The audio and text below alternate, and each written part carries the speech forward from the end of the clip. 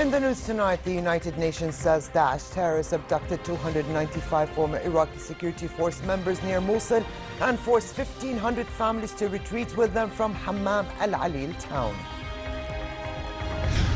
The European Commission President delivers a personal warning to Erdogan that he would be held responsible if Ankara fails to meet EU criteria for granting Turks visa-free travel. And Democrat Hillary Clinton and Republican Donald Trump face the judgment of the voters after a bruising campaign as millions of Americans pick the next president, with final polls favoring Clinton.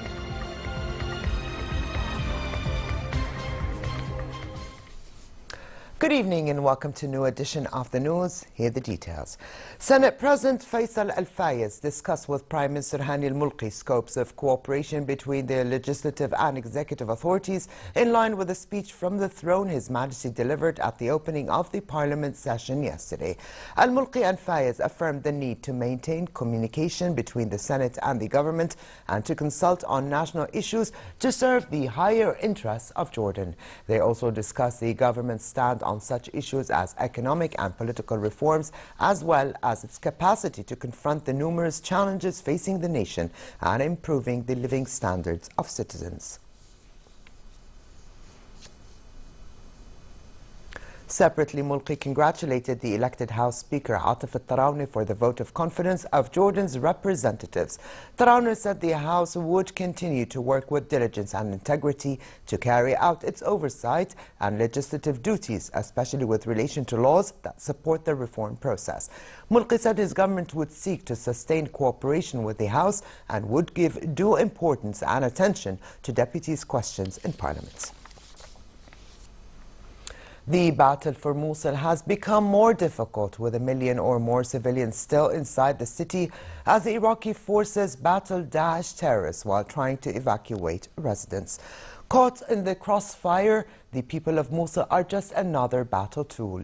The terrorist group is using families as human shields, a member of the Iraqi Special Operations Forces says. Iraqi Kurdish Peshmerga forces today battled Daesh for control of Bashiqa, the largest Daesh-controlled city in Iraq and Syria, and a key strategic point on the approach to Mosul. Multiple large explosions hit buildings of the city as the battle went on. Peshmerga forces stormed Bashiqa yesterday, clearing a pocket of terrorists outside the city, while Iraqi troops waged a fierce urban war with the group in its eastern neighborhoods. Here's more. The storming of Bashiqa has been no easy thing. Since Monday, Kurdish Peshmerga forces have been exchanging fire with Islamic State militants as they inch their way through the town. The Kurds are backed by well-armed U.S. soldiers, but the militants have deployed snipers as well as suicide car bombs to slow their advance. Multiple explosions rocked Bashiqa on Tuesday. It was unclear if they were IS car bombs or airstrikes targeting the militants. But having stormed the town, the Kurds were reportedly closer to taking control. Bashiqa is a key strategic point on their approach to the real prize 10 miles away, Mosul, Islamic State's last major Iraqi stronghold. The United Nations says Daesh terrorists abducted 295 former Iraqi security force members near Mosul and also forced 1,500 families to retreat with them from Hammam al-Alil town. The abductions are reported to have taken place last week during the offensive to recapture Mosul. Information that ISIL has allegedly abducted at least 295 former ISF personnel between the 1st and the 4th of November. 195 of these former ISF personnel, they were reportedly abducted in several villages in Tel Afar. And at around midnight on the 3rd of November, another 100 former ISF officers were abducted from a village named Mawali village, which is about 20 kilometers west of Mosul. ISIL was still forcibly moving families, about 1,500 families from Hammam al-Alil towards the Mosul airport. This is information that we have. The United Nations also had information that at least 30 sheikhs were abducted in Sinjar district on November 2nd or 3rd and taken to an unknown location. The UN human rights spokesperson could not confirm reports by the Iraqi security troops of a mass grave containing about 150 decapitated corpses in the town of Hammam al-Alil, south of Mosul. Iraqi forces yesterday said they found the mass grave and released a video of the site in the city, which was seized last week. However, the spokesperson said it happened to be in the same agricultural college in Hammam al-Alil where the UN reported the execution of 50 police officers last month. The Syrian army said it has taken a strategic district of Aleppo after heavy clashes with rebel forces. The advance could be the most important by the Syrian army and its allies in the divided city in weeks. The district is located on the southwestern outskirts of Aleppo, alongside the government's corridor into parts of the city it controls.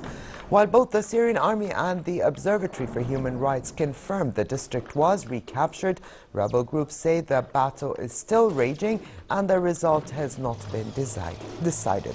After a moratorium on strikes in Aleppo, Russia was to resume attacks around the city in the course of the day. A statement by the Russian Defense Ministry said airstrikes would resume in the coming hours. The Kremlin had said Russia's Air Force would maintain the moratorium on strikes in Aleppo unless armed groups launched an offensive. Elsewhere in Syria, U.S.-backed Syrian fighters continue to advance towards the city of Raqqa, the stronghold of Daesh in Syria. Supported by U.S.-led coalition airstrikes, the Syria Democratic Force fighters have captured a number of villages from Daesh. The operation, named Euphrates Anger, began on Saturday and aims to encircle and ultimately capture Raqqa. The Syrian Observatory, although confirming that a number of Daesh positions have been captured, say there has been no real progress. Libyan forces conducted operations against Daesh in their holdout positions in Sirt's Al-Jiza al-Bahriya district in the final phase of their offensive to seize the coastal city from the terrorist group. Warplanes used to conduct strikes in the 5-month campaign flew low over the district but did not open fire. Libyan forces have the remaining terrorists in Sirt surrounded in part of the Jiza al-Bahriya neighborhood. Yesterday, the United States also said it is prepared to carry out more airstrikes against the group if requested by Libya's UN-backed government. Daesh took full control of Sirt, a city of some 80,000 inhabitants, early last year. European Commission President Jean-Claude Juncker delivered a personal warning to Turkish President Tayyip Erdogan that he would be held responsible if Ankara fails to meet EU criteria for granting Turks visa-free travel. An EU offer to liberalize its visa system was part of a deal in March under which Turkey has agreed to halt the flow of Syrian refugees and other migrants into the EU via Greece.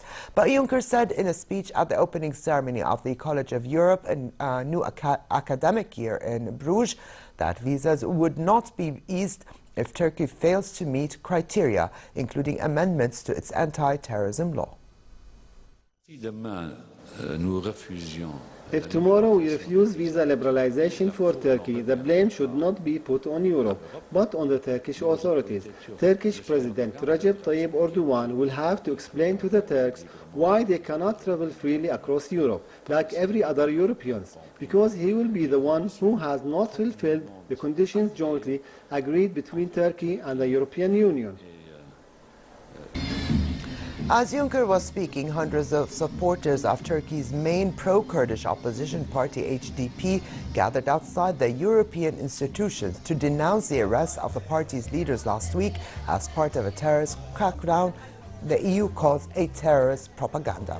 Attending the protest, a former HDP lawmaker accused Erdogan of trying to silence all opposition to his Islamist-rooted AK party. The arrest drew international condemnation and triggered fresh calls in the EU to abort membership talks with Ankara. A sinkhole swallowed a 4-lane public intersection in Fukuoka City in southern Japan. The sinkhole is about 30 meters long, 27 meters wide, and 15 meters deep. Investigation is underway to determine whether the hole was caused by an ongoing construction to extend the current subway lines in the city. Subway systems were disrupted and blackouts affected about 800 households. as authorities work to stop the expanding sinkhole and look to fill it with earth as soon as possible to prevent nearby buildings from collapsing. Residents have been warned of potential gas explosions and were asked not to light cigarettes.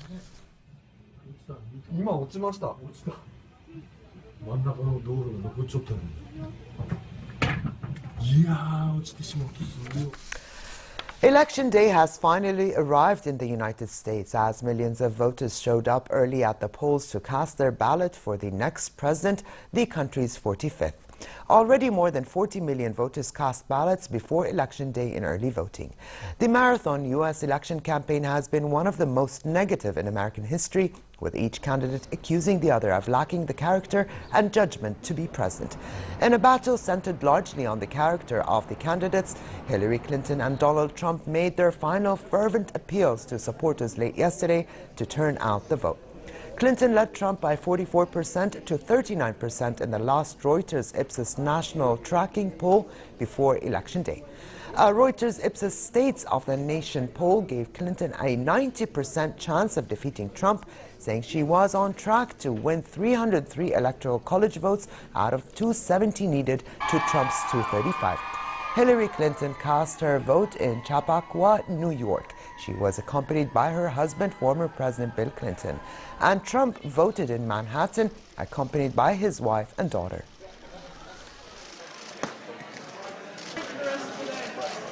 Not nervous, I'm very excited. It's a great opportunity.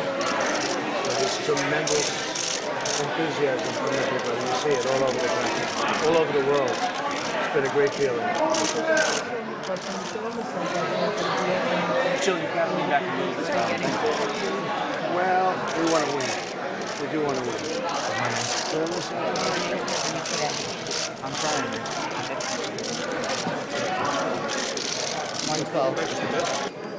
We'll see what happens. The first meaningful results are due about an hour later.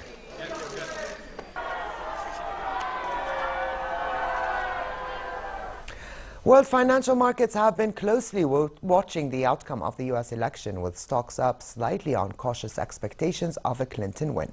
Wall Street was little changed in light of trading, as investors treaded cautiously while awaiting the outcome of the election, with the odds tilting towards Democrat nominee Hillary Clinton.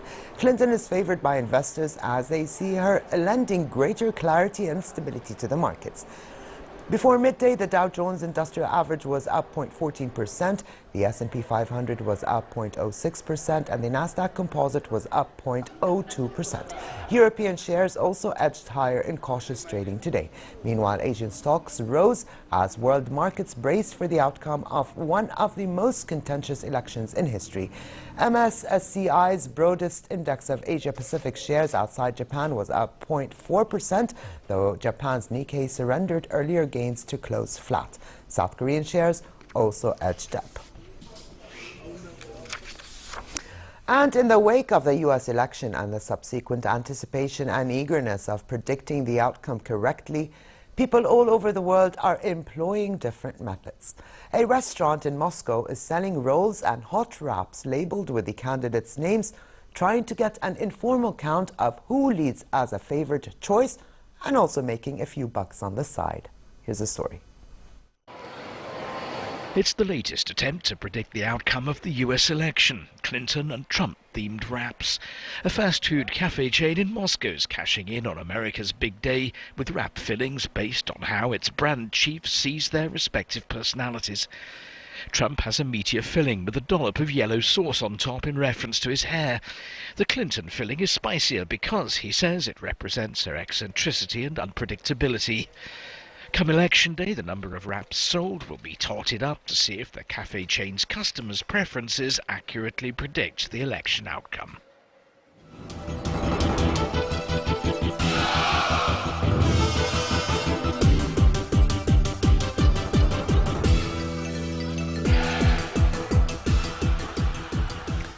Inter Milan have named Stefano Pioli as head coach in place of Frank de Boer. 51-year-old Pioli, dismissed by Lazio in April, has signed a contract with Inter until June 2018.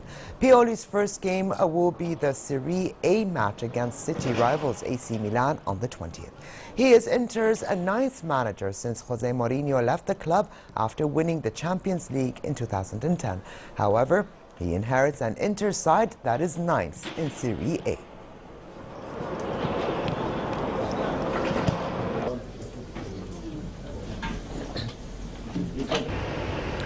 "200 media representatives from around the globe are in Pyeongchang, South Korea, to get a glimpse of preparations for the 2018 Winter Games. Speaking at the briefing, the Games organizing chief said the Games will stimulate the economy and create jobs across the region. Some World Cup alpine events have already been held in Pyeongchang, and 26 test events will be staged before April 2017.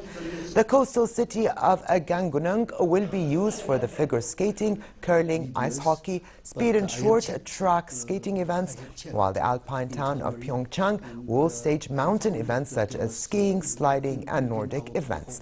South Korea, which hosted the 1988 Seoul Olympics, 2002 World Cup, and 2011 World Athletics Championships, will complete the hosting a grand slam of major international sporting events when it hosts the 2018 Winter Games. And finally, relatively cold conditions continue in hilly areas for the rest of tonight, while it remains fair in other regions with southeasterly light winds. Tomorrow, similar conditions prevail across the kingdom as temperatures remain 4 to 5 degrees above seasonal average. The Jordan Valley and the Dead Sea can still enjoy warm weather and blue skies and southeasterly moderate to brisk winds. And the Gulf of Aqaba should also continue to expect a relatively hot day tomorrow with a high of 30 degrees Celsius, while winds will be northerly moderate to brisk and the seas slightly high. Here now is the temperatures forecast for tonight and tomorrow.